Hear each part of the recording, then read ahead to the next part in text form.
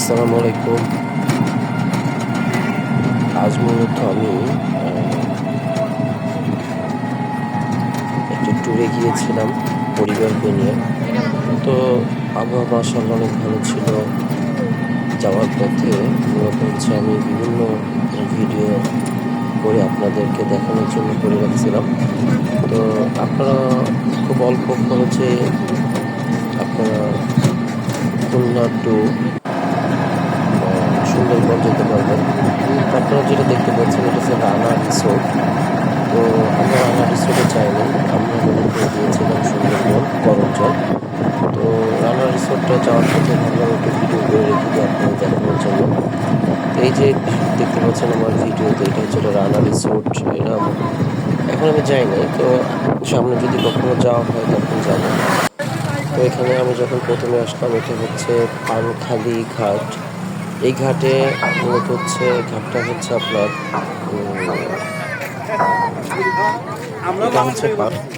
এটা হচ্ছে পানখালি ঘাট ঝপঝপিয়া।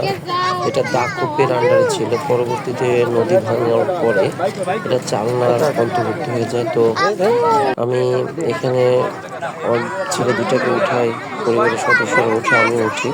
তারপরে এই ট্রলার মূলত আমরা ভাড়া করি। ট্রলার করে আমরা যাই করমজল।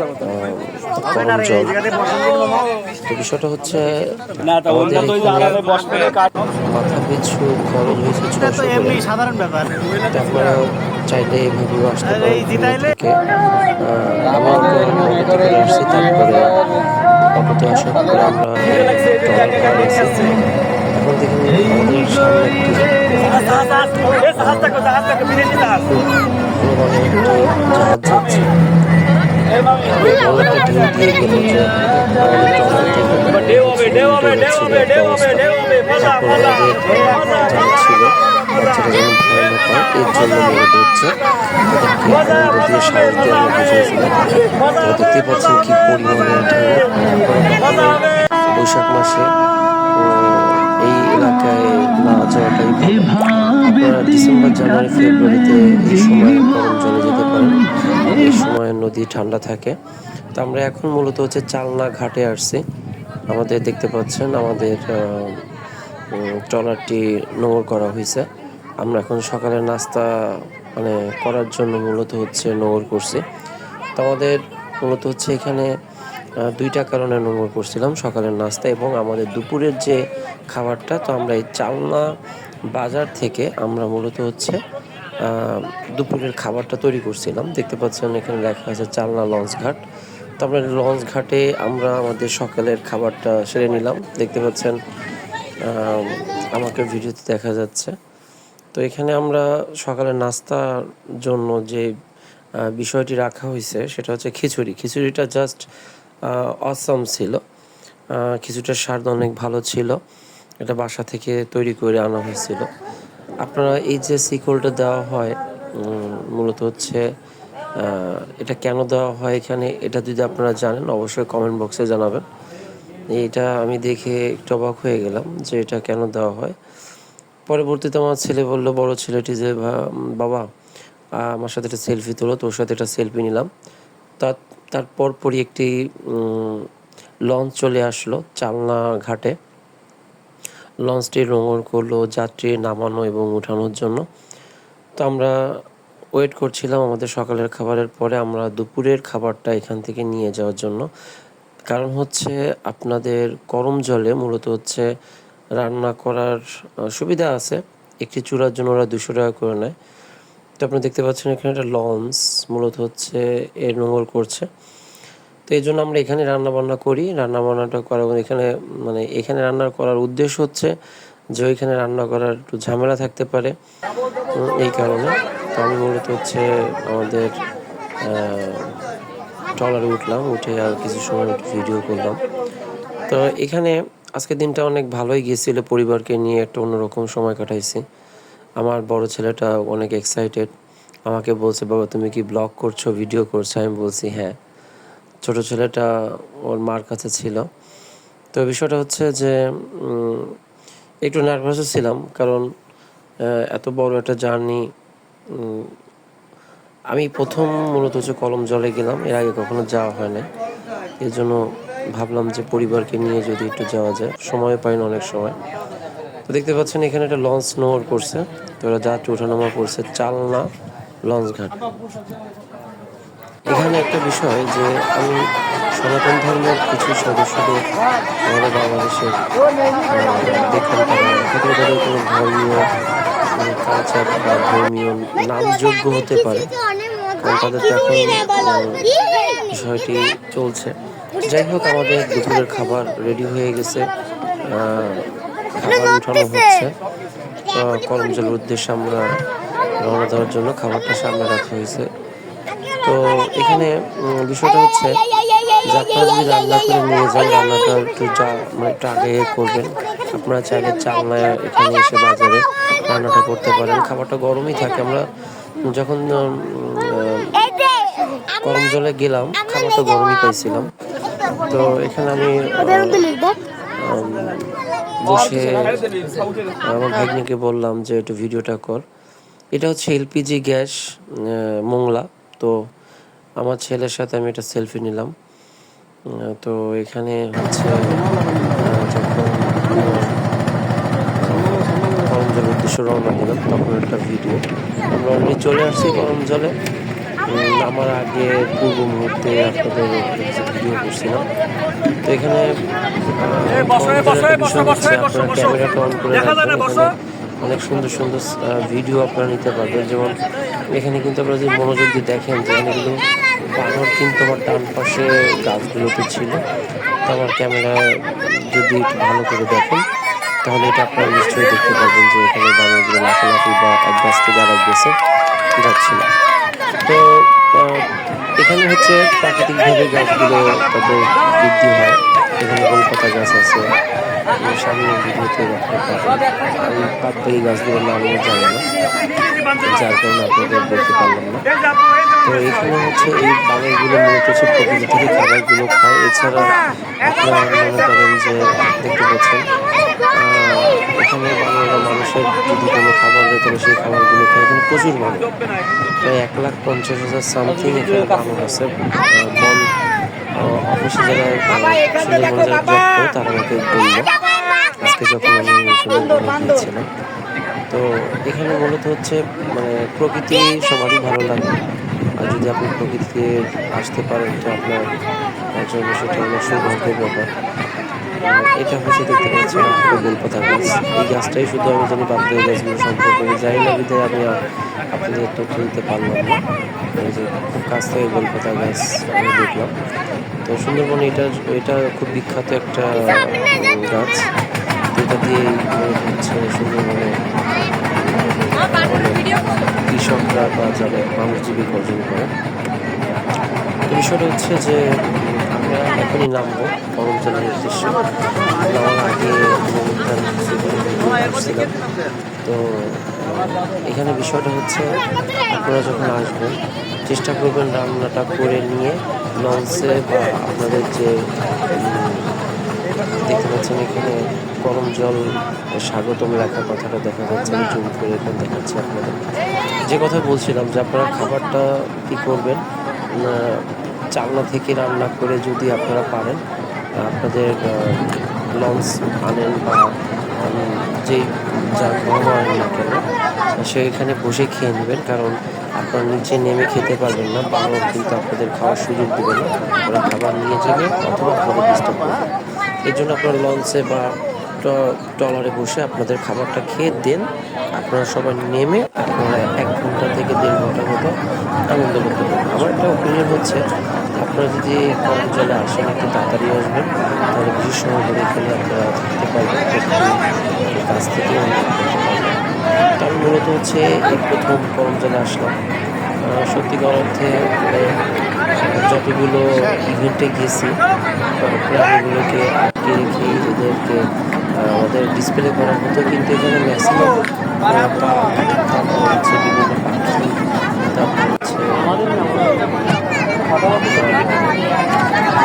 প্রাণী এটা কিন্তু উন্মুক্তই থাকে। এটা আমি দেখে খুবই অবাক হয়েছে, এবার বলতে পারেন অবাক হইনি। তো আমরা সবাই একে একে করে নামার জন্য প্রস্তুতি গ্রহণ করছি। আমাদের ট্রলার থেকে।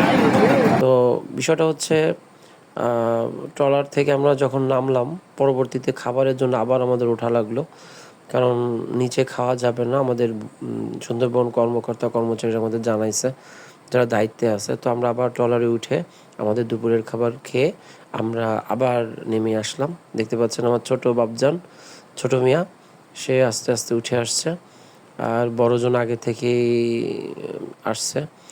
তো আমি বড় ছেলেটাকে একটু রাগ করছিলাম, যার যে তুমি কোথায়।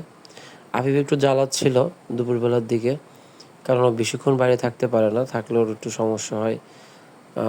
তারপরও মোটামুটি ওকে বোঝানোর চেষ্টা করছি আমরা বিভিন্নভাবে।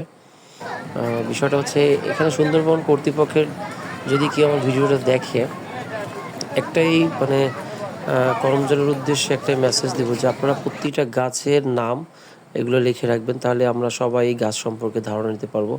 দেখতে পাচ্ছেন আমার ছোট ছেলে কুমিরের পিঠে উঠছে। আমার এটা আসলে একটা মানে সিমেন্ট বালু দ্বারা তৈরি। দেখতে পাচ্ছেন আমি করম জলে স্বাগতম লেখার জায়গায় ডিসপ্লেতে আমার দুইটা ছেলের সাথে আমি আছি। বড় ছেলেটা হরিণের ঘাড়ের উপরে। আমি এখানে আসলে বাস্তবে যে সুন্দরবনের হরিণ, তার সাথে একটু সেলফি নিলাম।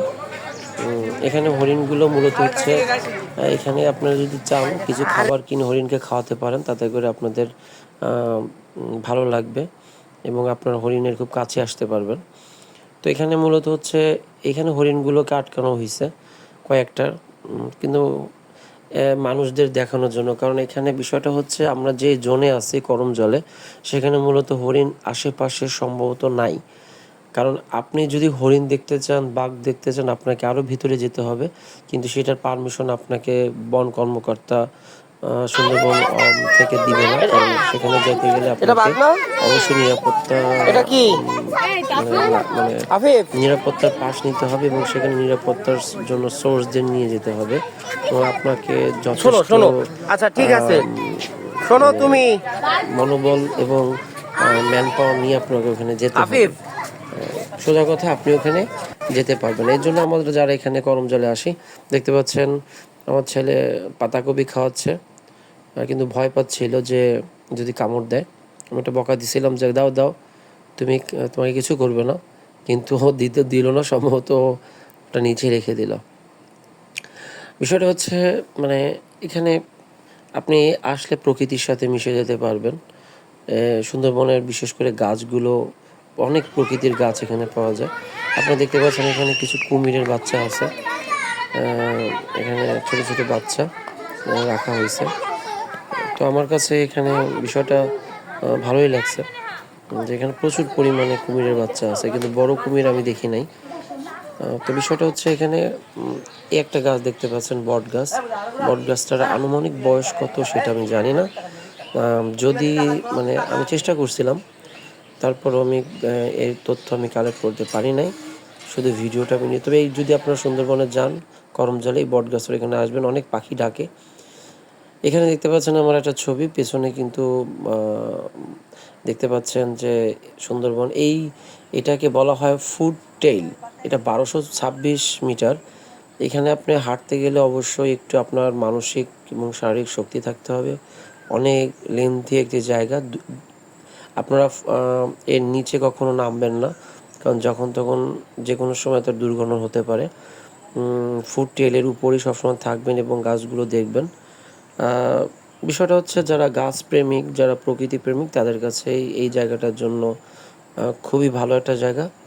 তো করমজলে এখানে আমি দেখতে পাচ্ছি অনেকগুলো গাছ, যে কথা বলছিলাম যে ম্যাক্সিমাম গাছের গায়ে কোনো নেম প্লেট নাই, যার কারণে আপনাদের গাছগুলোর নাম আমি বলতে পারি নাই।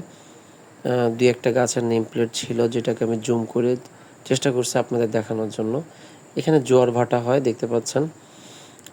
এখানে মূল বিষয়টা হচ্ছে যে প্রচুর পরিমাণে গাছ দেখতে পাচ্ছেন। এখানে একটা গাছের নাম সুন্দরী, আমি জুম করে দেখাচ্ছি। এরকম যদি প্রত্যেকটা গাছের নামে নেম প্লেট থাকে, তাহলে আমাদের জন্য সুবিধা হয় আমাদের গাছগুলো চেনা। তো এখানে সবচেয়ে বড় মজার বিষয় হচ্ছে, দেখছেন একটা গাছ, এই গাছগুলো কিন্তু অনেক মোটা এবং এখানে কিন্তু গাছের নামগুলো দেওয়া নয়, যার কারণে আমি নামগুলো শনাক্ত করতে পারি নাই। তারপর দেখতে পাচ্ছেন এখানে প্রচুর পরিমাণে গাছ, কিন্তু গাছের কোনো নাম নাই, যার কারণে আমি নামগুলো বলতে পারি নাই বা আমি গাছগুলোকে শনাক্ত করতে পারি নাই।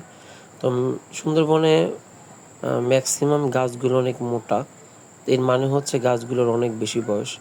তারপর আমি একটি ভিডিও করলাম, নিজেকে সামনে আনলাম যে ফুটেল এই যে কনক্রিট যে রোডটা করে দিছে কর্তৃপক্ষ, আপনারা সবসময় চেষ্টা করবেন এর উপর থেকে হাঁটবেন। এখানে একটা গাছের নাম দেখা যাচ্ছে, নাম হচ্ছে কাকড়া। তো আমি প্রথম শুনলাম, আপনারা যদি প্রথম শুনে থাকেন তাহলে অবশ্যই কমেন্ট বক্সে জানাবেন।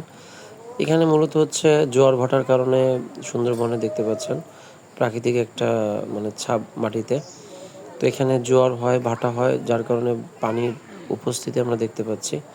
এইখানে মূলত হচ্ছে সুন্দরবনের মানে এখানে আমি সামনে যে ভিডিওটা দেখাচ্ছি বিশাল একটা টাওয়ার, এই টাওয়ারে অবশ্যই আপনারা উঠবেন, কারণ এই টাওয়ারে উঠলে আপনারা মূলত হচ্ছে প্রকৃতির সৌন্দর্য কেমন হয়, লাইক অ্যামাজনের মতো, মানে চতুর্দিকে মানে দেখবেন গাছ আর গাছ, এবং সবুজ এবং নীলের সমারোহ ঘটবে আকাশের সাথে, আকাশের নীল এবং গাছের পাতা সবুজ। তো দেখেন আমি ভিডিওটা করে দেখাইছি যাতে করে আপনারা এসে এটা দেখতে পারেন। এই টাওয়ারটা অনেক উঁচু এবং এখানে উঠলে আপনার সব গাছগুলোকে মনে হবে ছোট ছোট গাছ, ভিউটা অনেক সুন্দর আসে। আপনারা চাইলে এখানে এসে ভিডিও বা লাইভ করতে পারেন, আমি লাইভ করেছিলাম। তো এখানে বিষয়টা হচ্ছে আমার কাছে মানে মনে হয়েছে যেটা, যে আসলে যারা প্রকৃতি প্রেমিক তাদেরই এখানে অবশ্যই আসা উচিত। তবে আসতে গেলে আপনারা অবশ্যই ডিসেম্বর, জানুয়ারি, ফেব্রুয়ারি এর মধ্যে আসবেন, এরপরে না আসাটাই ভালো।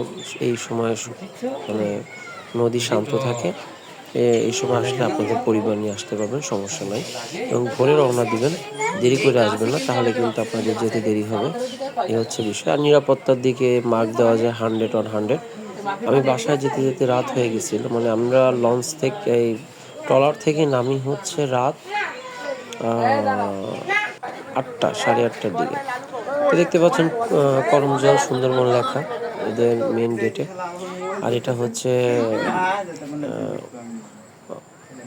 দেখতে পাচ্ছেন এখান থেকে মূলত হচ্ছে যাত্রী বা যারা পর্যটক তারা হাঁটা চলা করে। আমার ছোট ছেলের সাথে আমি একটা ছবি তুললাম, ও বা খুব পছন্দ করে হরিণের থেকে।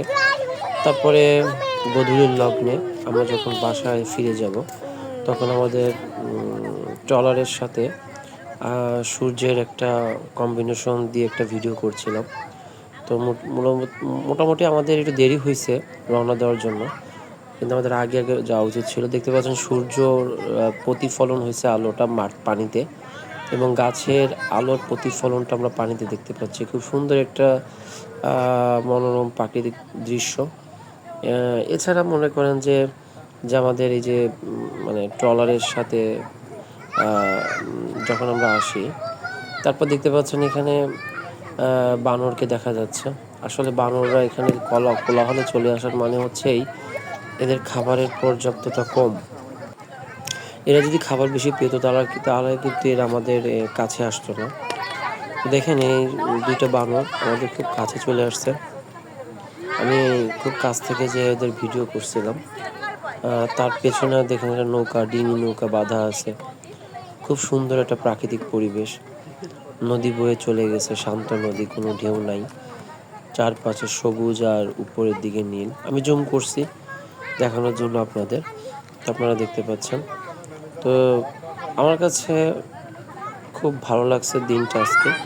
তো আমাদের আরেকটু পরেই খুলনা চলে যেতে হবে এই ট্রলারে করে। তো আপনাদের আমি যদি যে কথাটা বলেছিলাম যে আমার এখানে খুলনা থেকে এই করমজল আসতে আমাদের প্রত্যেকের কাছ থেকে প্যাকেজ নিচে 600 করে। দেখতে পাচ্ছেন মানে সূর্য অস্ত যাচ্ছে, কি সুন্দর একটা ছবি। তো এটা আমি মূলত আপনাদের জন্য একটা ব্লগ আকারে তৈরি করছি। তো আপনার কাছে কেমন লাগলো সেটা আমাকে অবশ্যই কমেন্ট বক্সে জানাবেন। কোনো মতামত থাকলে চাইলে আপনারা আমাকে কমেন্ট বক্সে জানাতে পারেন বা ইনবক্সে জানাতে পারেন। তো এটা হচ্ছে মূলত হচ্ছে করমজলে অনেক দিন করে আসবো আসা হয় না। আমার বড় ছেলের মাদ্রাসা থেকে মূলত হচ্ছে আপনার এই করমজলে আসা। তো আমিও আমার পরিবারকে নিয়ে আমি এখানে আসি। তো আপনাদের যদি করমজলে আসতে ইচ্ছা করে আপনারা আসতে পারেন, এবং আসার আগে আমি যে কথাটা বললাম অবশ্যই ভোরে আসতে হবে। এখানে নিরাপত্তা অনেক ভালো। ডিসেম্বর, জানুয়ারি, ফেব্রুয়ারির মধ্যে আসলে আপনাদের কোনো ঝুঁকি থাকবে না। দেখতে পাচ্ছেন সন্ধ্যা হয়ে গেছে আমাদের ট্রলারে। আশেপাশের ভিউটা দেখেন। বিদ্যুৎ চলে আসছে, বিদ্যুতের মাধ্যমে লাইটগুলো জ্বলছে, দেখতে অনেক সুন্দর লাগছে। তো আপনাদের একটা কথাই বলবো, প্রকৃতির কাছে আসেন, প্রকৃতিকে ভালোবাসেন। সবাই ভালো থাকুন, সুস্থ থাকুন। নতুন ভিডিওতে দেখা হবে। আল্লাহ হাফেজ।